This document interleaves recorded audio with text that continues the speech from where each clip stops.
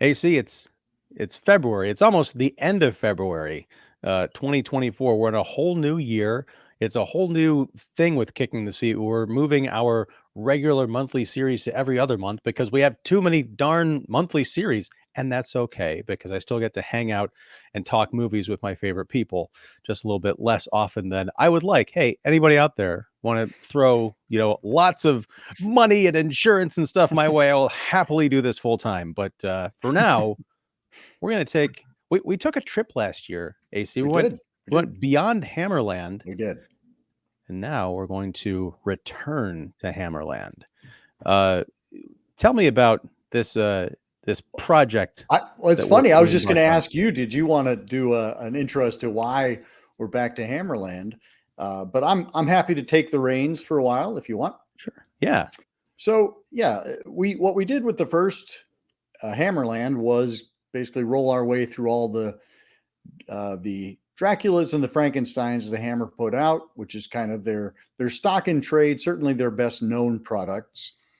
And then when we did Son of Hammerland, we tackled some of the more offbeat. We did a little bit of the gothic, we did a little bit of the black and white thrillers, we did some sci-fi, we did some cave people like versus dinosaurs epics, just to kind of show the array that Hammer, despite sometimes contrary opinions, is more than just these gothic remakes of the Universal classics.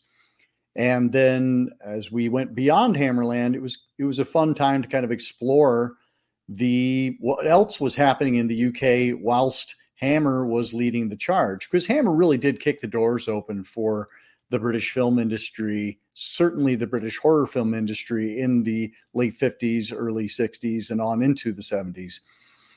So it was a fun time to kind of explore what was going on with Hammer's contemporaries, but there was always that lingering thing of, well, there's still a few other gems in the Hammer treasure chest that it would be nice to get back to. So I think that's the idea behind our return to Hammerland is, there's just too much good stuff in the Hammer box. We gotta dig in and get some out.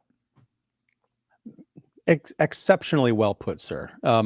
Yeah, and it's nice that we're doing like 6 shows this year or so, because I think that's just enough for us to kind of go back and catch up on the really meaty stuff, including some omissions from our original series. Like today, Right. we're talking about The Kiss of the Vampire from 1963. There was a vampire trilogy, and much like there's another one or two trilogies we're going to talk about, filling in some gaps this year, which is really exciting. But yeah, this was this was a very interesting movie. I could say an overall experience of watching the movie. I was not that interested while it was going on, Okay. except intermittently. It's a movie that, on balance, I think I appreciate more than I like. And we've talked about a few of those in the Oh past. yeah. But Oh yeah. you know, tell me about The Kiss of the Vampire, because it definitely feels like a pickup movie. Like we've seen the other two, they aren't really related as far as I could tell, at Right. least as far as I can remember. But it's just needs to be watched, needs to be talked about, I guess. So that's what we're going to do today. Please stay tuned, everybody. It's going to be a better conversation than I just made it out to be. Like, yeah, it's an obligatory conversation. No, it's gonna be Well, fun. okay, so this was born during the era when Christopher Lee was reluctant to take up the cape again. Uh, Horror of Dracula, aka Dracula, came out in 1958, and Christopher Lee was understandably reluctant to be typecast in the same way that Bela Lugosi had been, and so he did not want to play Dracula anymore. And they had done Brides of Dracula with Peter Cushing returning as Van Helsing, and that had done very well. And so they wanted to try, what if we did a non-Dracula, non-Van Helsing, but still a vampire picture, and see how that flies with the crowd. And Kiss of the Vampire didn't do bad business, but it was certainly an experiment on their part. They're like, okay, since Peter and Christopher are busy, we're keeping them, they're doing other things. We want to see if we can just go on the strength of another Hammer Gothic vampire film. And, that's basically how this came to be. And in terms of kind of like filling out the roster, Clifford Evans who plays our professor. What is his name? Professor Zimmer. Professor Yes. Zimmer, which is, how could I forget?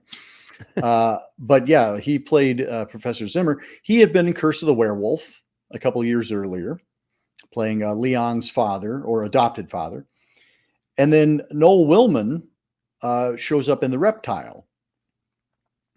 And so it was an opportunity to kind of like keep the crew together, but also introducing some new faces. It's also directed by Don Sharp, who I don't know that he'd worked for Hammer yet. He may have, but I recognize his name as the director of Curse of the Fly, which for me is the more interesting of the two sequels to 1958's The Fly. So that's kind of like how this project came to be. We haven't gotten into what the project actually was, but you'll notice it's very similar to a lot of the other vampire films in terms of we have a couple, they get into trouble, and vampires appear and they are vanquished at the end. And there's also a cult, a vampire cult. Although Which is this is new, right? That I like that. it's new in that we've seen cults and we've seen groups of vampires, but we haven't actually Right, seen a vampire cult. right. Before we get further into it, I'm just going to throw up this little spoiler banner just in case Yep. for this movie that is what is it, 61 years old this year? I can't do That's math. right.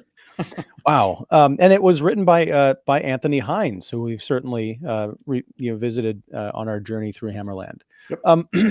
I got to say, it's okay. The film is it's very simple in its construction. There's a newlywed couple who are traveling through the woods and their car breaks down. Now it was fascinating because it's like a very early car. We get a good look at it. Yeah. It's like basically a horse-drawn carriage without horses. Mhm. I like that um, my gosh, the emblem, what do you call it? The hood ornament Mm. is just kind of like screwed into this flat panel on the what would be the windshield, and they've got this elaborate, almost like a leather looking couch as the seat. It's at once an opulent vehicle and also kind of a jalopy. It was fascinating. But Gerald and Marianne are our newlyweds.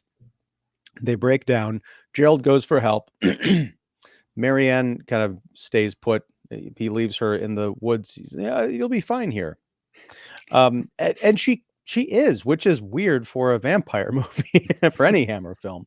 But they end up going to this inn that's run by this elderly couple, and all the rooms are vacant except for one. Can you guess which number room it is? Did you pick that up, AC? What room is taken in this hotel? I don't remember.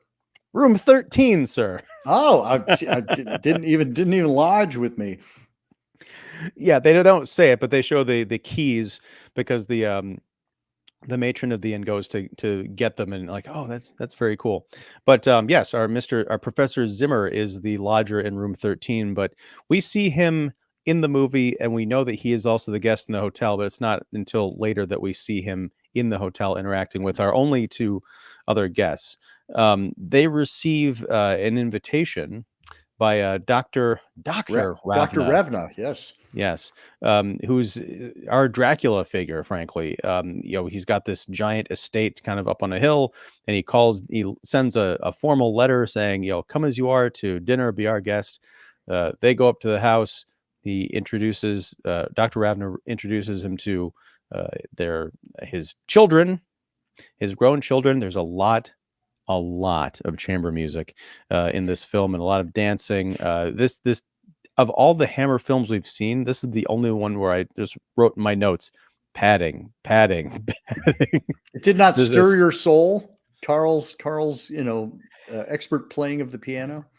It stirred my desire to make sure I had coffee on the shopping list. But man, so essentially, it's the story we've seen 100 times. There's sort of a seduction of the comely young lass by the older vampire.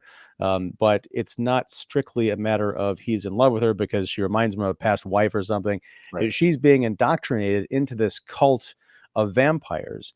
And Gerald needs to team up with Dr. Zimmer towards the end to rescue his wife, foil the evil.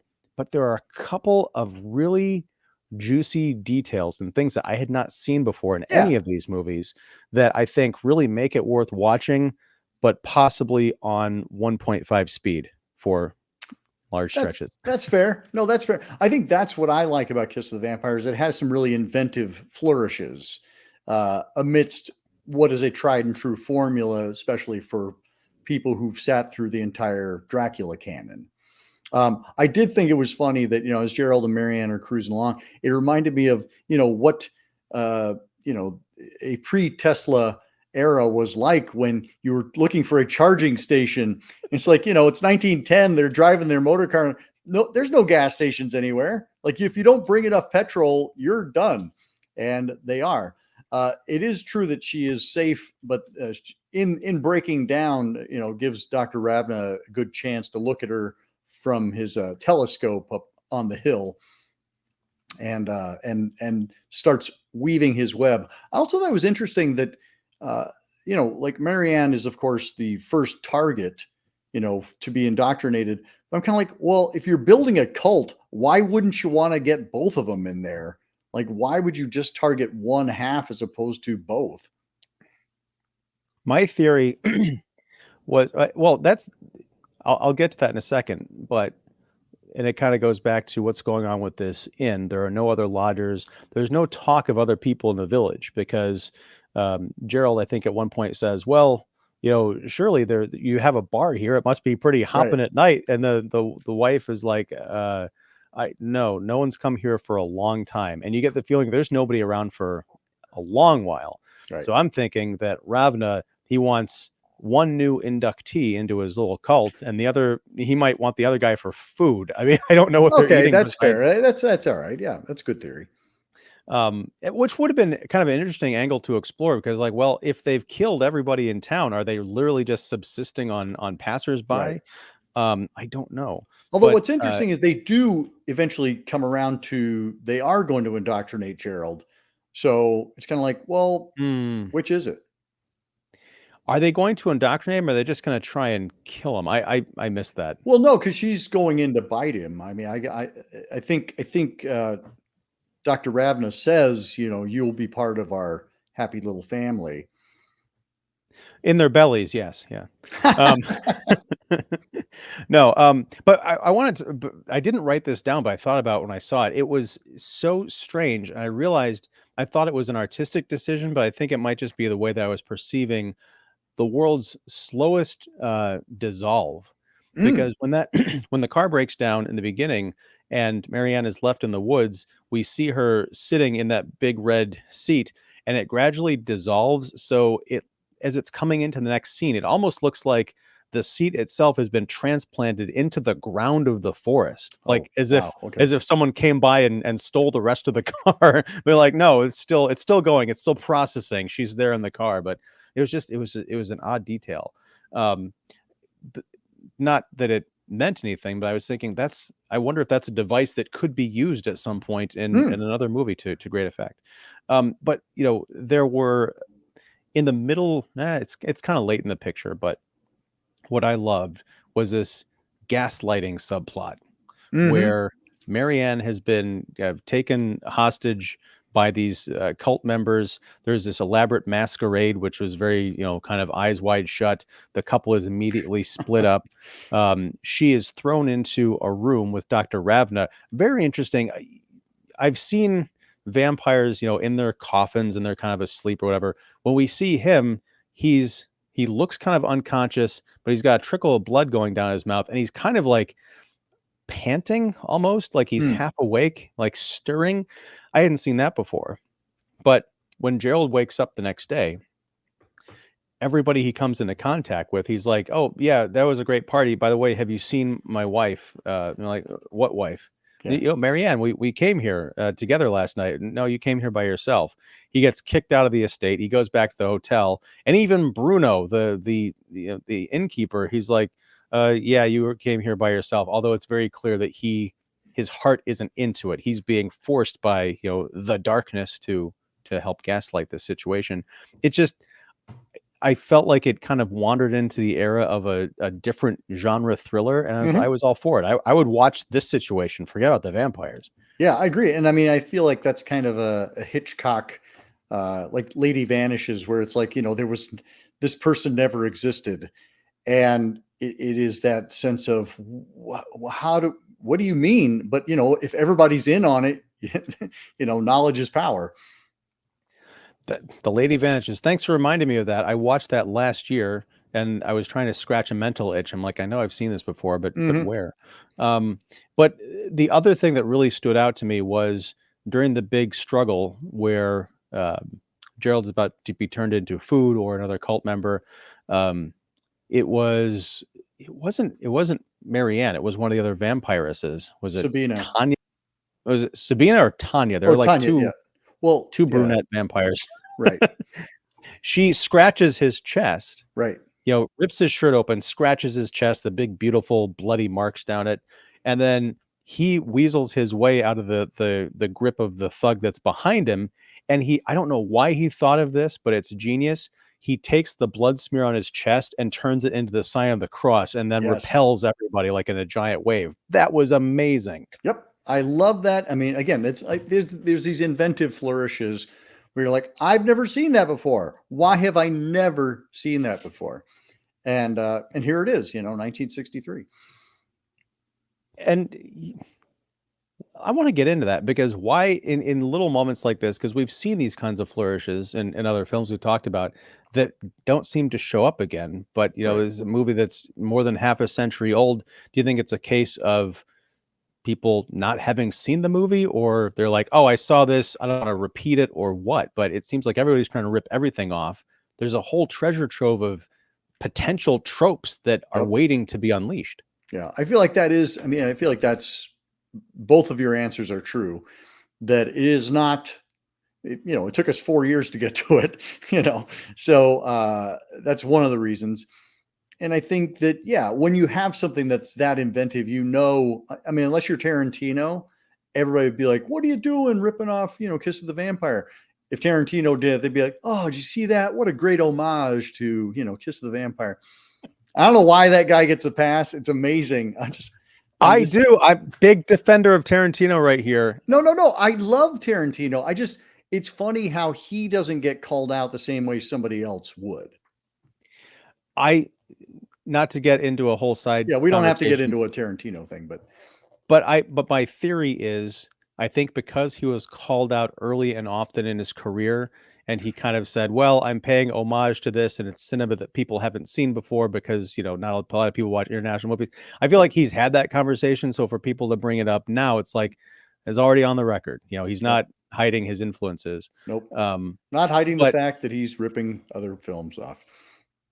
right, but he is making newish stuff, kind Agreed. of.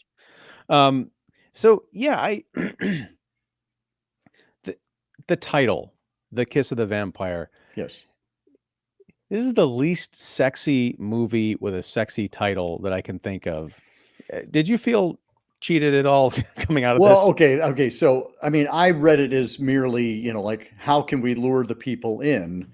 And we got vampires, we got sexiness. Okay, cool. That will get them in. Because remember, we don't have Christopher Lee, we don't have Peter Cushing, we don't have any big names in the cast at all.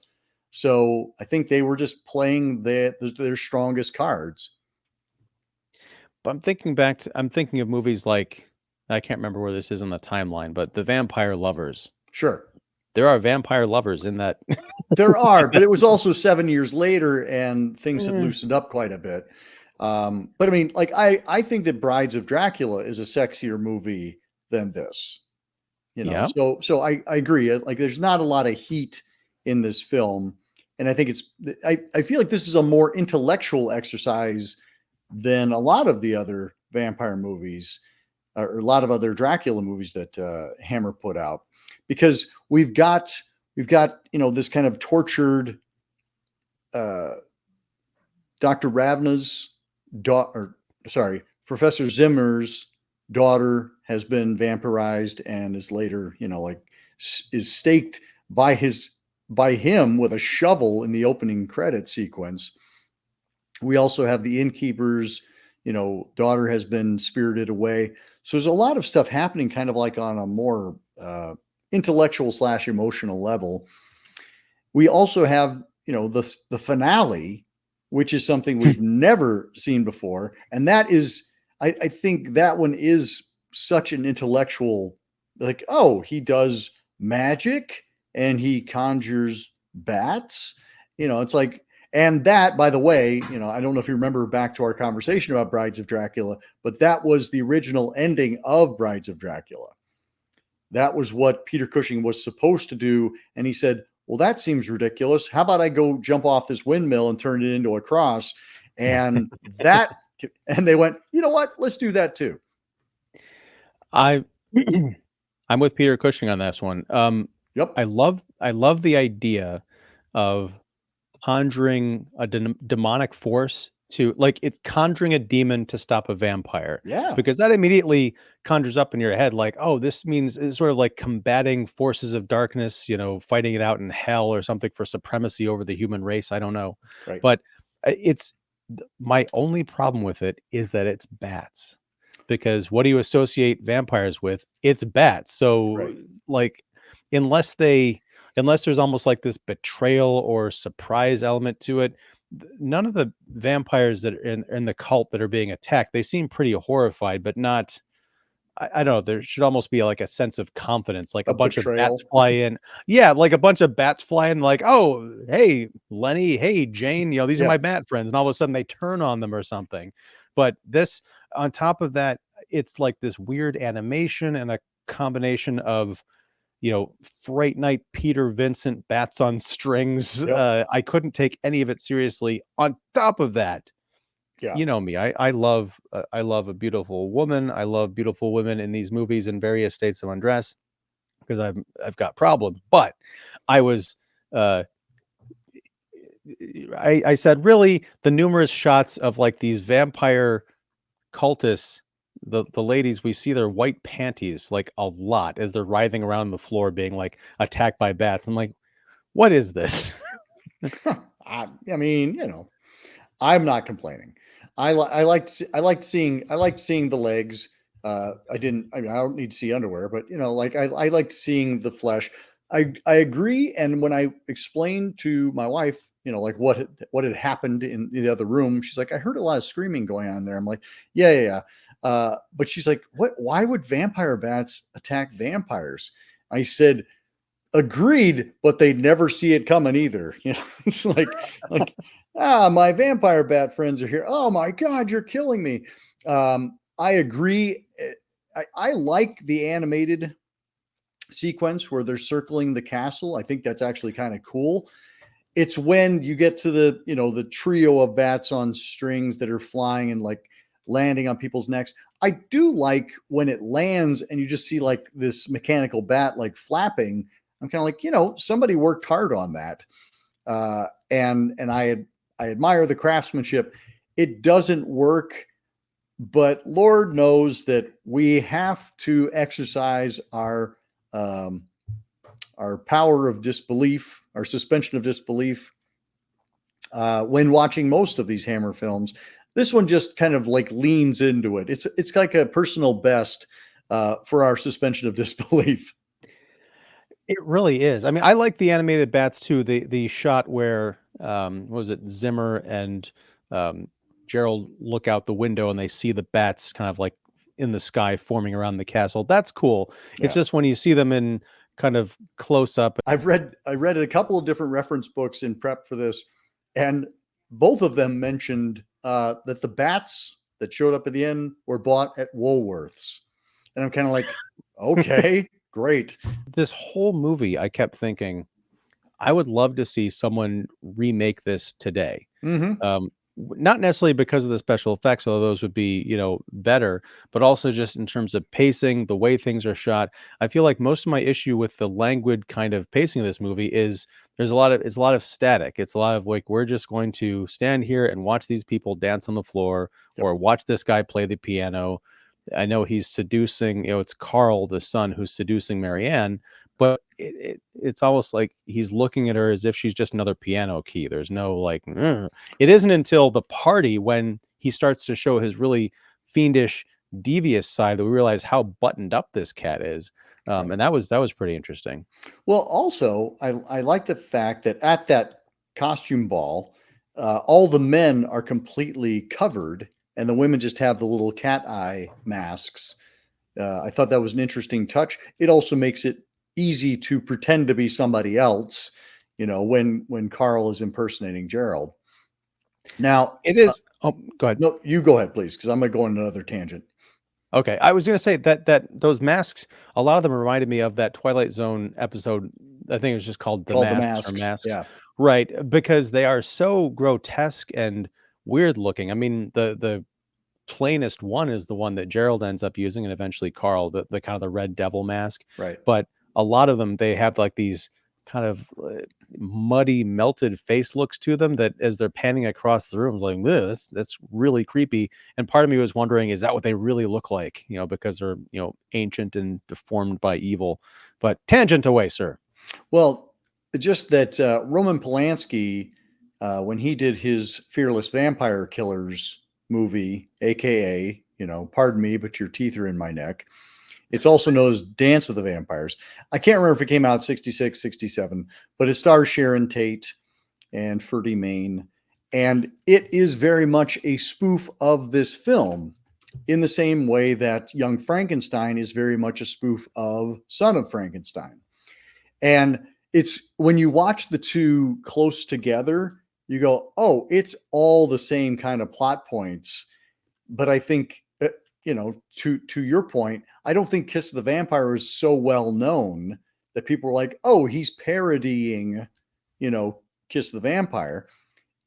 I think, by the time Mel Brooks did Young Frankenstein, we always saw Frankenstein and Bride of Frankenstein on the Friday Night Frights, but we didn't necessarily see Son in the same kind of rotation. And so people were kind of like, oh, this is like all the stuff, not to go on another tangent, but like, Oh. I mean, like a lot of the stuff with Inspector Kemp in Young Frankenstein, with the wooden arm, all that's all in Son of Frankenstein. Like the inspector has a fake arm. He has, like a monocle. It's like they play darts. Like all of that is lifted directly out of Son of Frankenstein. And it's almost as ridiculous as it shows up in Young Frankenstein. And I feel like the same thing kind of occurs when you look at Polanski's film. So I recommend anybody who's seen Kiss of the Vampire or who is watching it after having seen this, check out Polanski's Fearless Vampire Killers and go, aha, because you'll have a whole new appreciation, I think, for both films. I've not seen Fearless Vampire Killers. My question to you is, does it? I mean, you said it was a spoof. Is it actually like a parody of? It's basically this the film? same setup. Okay, but so in the sense that it's an unofficial remake, or in the case of Young Frankenstein, is it a send up? Is it a comedy based on pre-existing It is a material? comedy. Yeah. Okay, I'll have to definitely check that out. It's an entertaining movie. I mean, and it is Polanski and Sharon Tate working together, which, that's fun to watch as well. Yeah. Happier days. Yeah, for sure. And speaking of or Mr. Tarantino, he had the nice alternate history of that in Once Upon a Time in Hollywood. Right. Did I tell you about that experience of seeing that at the Music Box? Of seeing Once Upon a Time in Hollywood? Yeah. I don't know that you have. Well, just really quickly, and this is, Sure. 2018, 19, I think. But yeah, I think the entire audience was nervous because they had no idea how Quentin Tarantino would handle a sensitive subject like the Tate murders. Right. And there was this tension. But then when things go down as they go down, and DiCaprio and Pitt start like taking people out, smashing heads, and using flamethrowers, there's just like this cathartic sense of relief. I thought people were going to start ripping up the seats in that theater because it was like this joy, not only that Tarantino didn't go there and sensationalize those murders like people thought he might, but also that it was almost like, yeah, this is how we wish history had turned out. In terms of that justice. Yeah. Very kind of Inglorious Bastards, that same sense of like, Oh man, that would have been so much better. I would much rather have told that story. Yes. Yeah, I do remember that. And again, to be clear, I love Tarantino. It's so funny how, like he's just been able to he gets treated in a different way. And maybe that's just because he's a superior filmmaker. Possibly. I mean, he is like he has a way of turning stuff into a pop cultural zeitgeist, even if it is taken from other sources. So Yeah. yeah, I don't know. That's a whole 17 episode arc, I think. But Hey, let's start another monthly series. Anyway, what were you saying? we got to have something after we return to Hammerland. I think next year will be Escape from Hammerland, There we and go. then I'm never going to hear Hammer again. No, although I do love these movies. I love that we're going back to it. When I saw the logo for Universal International, have we seen that before? Because it looked new to me. It's the Universal logo, but it's Universal International. And there was something going on because I just saw that for Creature from the Black Lagoon, which came out in 64. So I'm not sure what went on within Universal at that point when they turned from Universal to Universal International and then back to Universal. But I feel like, something was going on with their genre movies because I thought it was just perhaps their international movies like this one. But Creature from Black Lagoon was a stateside project, and it was also released by Universal International. So I'm not sure what the story is on that. But yes, I think it was. I had the same feeling where I was watching the credits roll, and I'm like, it's all our old friends are back. Yeah, it is nice to be back in Hammerland. It's cozy. Although I think we did need to have those kinds of excursions, away from the kind of the marquee titles and even the influenced films to really appreciate it. It does feel like a homecoming. But yeah, any final thoughts on the Kiss of the Vampire? Because I feel it's weird because we've talked a lot about it, but we haven't talked very long about it. But I don't feel like there's a lot more ground to cover. I could be wrong. I don't know if there's a lot more ground to cover either. Simply that it was an experiment, and if you'll notice, like I don't think Hammer made another non-Dracula vampire movie until we got to the Karnstein trilogy, starting with Vampire Lovers. Like I feel like they did this. It probably did fine business, but not great business. And by 1966, I think it was, they had persuaded Lee to come back. And that's when Dracula, Prince of Darkness came along. And, that was the story for the remainder of the series was Lee, Dracula. That's the vampire movies we're going to make. I've thought about something that I do want to bring up. It's the very, very end of the movie because you're mentioning all those other pictures, and one thing that they all have in common is something that I'm sure I've lamented on this show, how I never need to see another vampire body dissolving into dust ever again after it's been staked. Mm. Until I don't see it, when there's literally a room full of vampires that are dead, Dead. Yeah. and it's the closing shot of the film, I'm like, no dust flying everywhere, no skeletons, nothing. What's the deal with that, AC? I don't, but the thing is, we've only ever seen vampires be destroyed by fire or beheading or a stake to the heart. We've never seen them get killed by vampire bats, so we don't know how they react to that. I know Damn it's it, a that's a good technicality. answer. It's a technicality, but that's what I'm going to say is that we've never seen this before, and so therefore, all rules are off the table. I guess I just, it would have been fun to have all the bodies suddenly burst into flame, and you've got this Yeah. Well, off-screen no. demon voice going, ha, ha, ha, ha, I got you, Ravna. One thing we didn't talk about though is kind of the explicit correlation between like disease, I'm thinking venereal disease even, to vampirism. Like it talks about how Professor Zimmer's daughter went off and was messing around with a smart set, and it just sounds like kind of like, oh, these darn hippies, even though we're Yes. certainly predating the hippies, but it does sound like people are not living the straight and true life, and this is where it gets them. They get mixed up in a vampire cult. But it does feel like there's a very clear metaphor being played with there.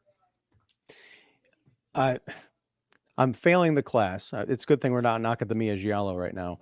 But it's the vampire movie that does involve the cult and our charismatic young vampire who is neither Christopher Lee nor Peter Cushing. That would make sense. Why am I blanking? It's the one we talked about a couple years ago. The cult, they're in a church. Damn it. Wait, it's a giallo?